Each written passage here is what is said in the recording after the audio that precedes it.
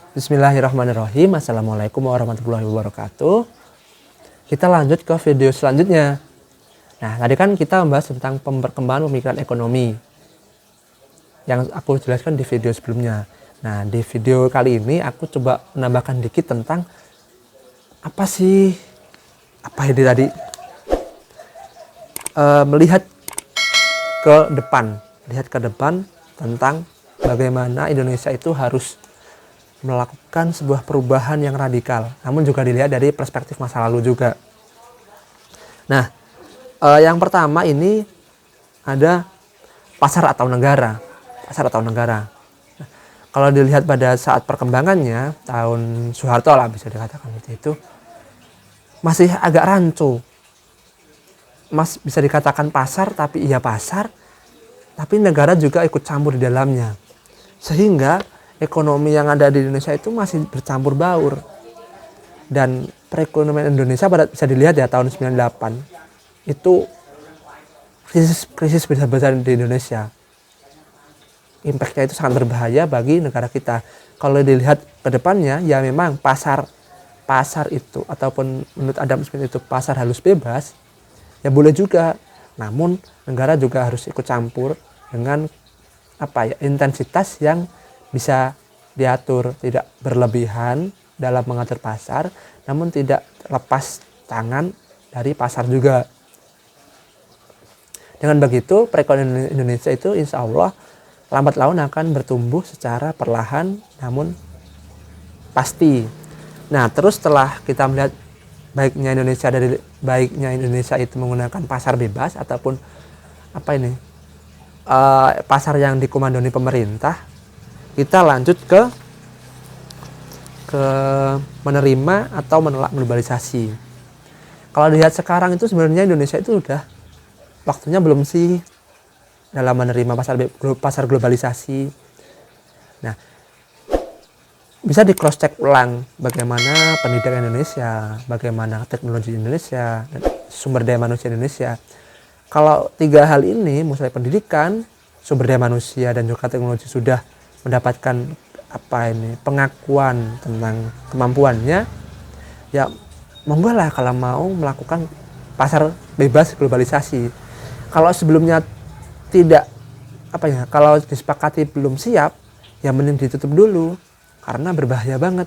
Misal kita itu ketika barang Cina masuk ke Indonesia dengan pasar bebas dan Indonesia belum mampu menandingi itu. Contoh konkretnya sih, misal kita membuat kursi, Cina juga membuat kursi. Nah, ketika Indonesia itu mematok harga 70.000 misal satu kursi plastiknya, sedangkan Cina itu masuk juga dengan harga 50.000, pasar globalisasi ya, pasar bebas, pasti konsumen akan beli yang harga murah. Nah, siapkah kita dengan hal seperti itu? Karena dampaknya juga akan berat banget pada produsen yang di dalam negeri. Nah, itu bisa menjadi refleksi kita bersama. Terus ketiga itu ada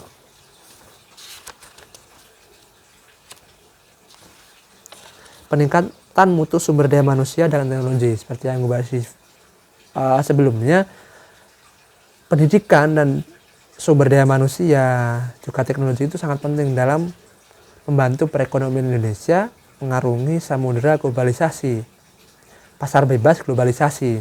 Sehingga pada poin 4, peran institusi dan kelembagaan itu tidak berlebihan ketika melepas perekonomian di pasar bebas, ya karena sumber daya manusia dan teknologinya sudah mumpuni, ya dikontrol dengan secukupnya ataupun dipantau aja dan udah nggak masalah. Tapi ketika itu belum, nah poin keempat ini harus dikuatkan institusi dan kelembagaan.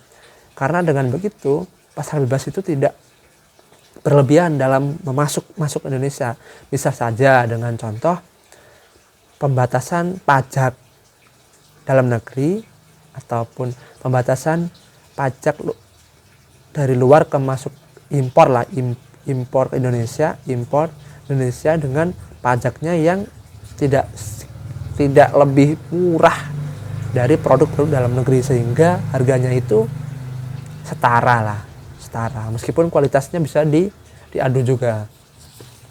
Nah, terus poin selanjutnya, kelima, ada perhatian terhadap kemiskinan dan keadilan. Ini masih menjadi pembahasan yang agak rumit dan panjang. Karena Indonesia itu, tahu sendirilah, Indonesia itu dengan beragam pulau, ras, budaya, kultur, dan lain sebagainya. Sehingga untuk masuk segi ekonomi itu juga perlu ada effort yang lebih. Baik pemerintah ataupun instansi apapun yang ingin membantu tentang kemiskinan dan keadilan. Tapi tidak, ataupun bukan berarti tidak mungkin ya, perlu ada effort yang lebih gitu kan. Karena Indonesia kan juga luas banget. Nah, poin keenam, Islam sebagai alternatif. Nah, agak ini ya, agak juga membingungkan aku sendiri dalam membahas tentang Islam sebagai alternatif. Nah, sebenarnya di buku ini tentang yang dibahas itu tentang krisis perekonomian pada saat itu. Islam dan alternatif ya. Misal saja tentang penggunaan uang yang mulai digunakan tidak hanya jual beli, namun dalam bentuk bunga dan lain sebagainya. Itu kan kalau di dalam Islam sepengetahuanku juga menjadi riba. Itu ya kalau di bahasan buku ini. Tapi coba aku lagi perspektif lain tentang Islam sebagai alternatif. Nah, kita tidak bisa mengatakan Islam itu kurang kompleks. Aku rasa itu pembahasan yang cukup konyol karena menurutku Islam itu sangat kompleks. Tokoh sosialisme, tokoh kapitalisme. Coba kita lihat dalam perspektif Nabi Muhammad ketika melakukan perjalanan di Madinah. Itu kan seginya muamalah banget kan. Misal, kalau dikatakan kapitalisme, ya Nabi Muhammad boleh berdagang. Berdagang kan juga termasuk kapitalisme untuk memperkaya diri sendiri. Cuma ada batasan-batasan untuk tidak boleh kekayaan itu ditumpuk sendiri. Misal dengan zakat. Itu kan perspektif Islam banget. Zakat mal, zakat fitrah dan sebagainya.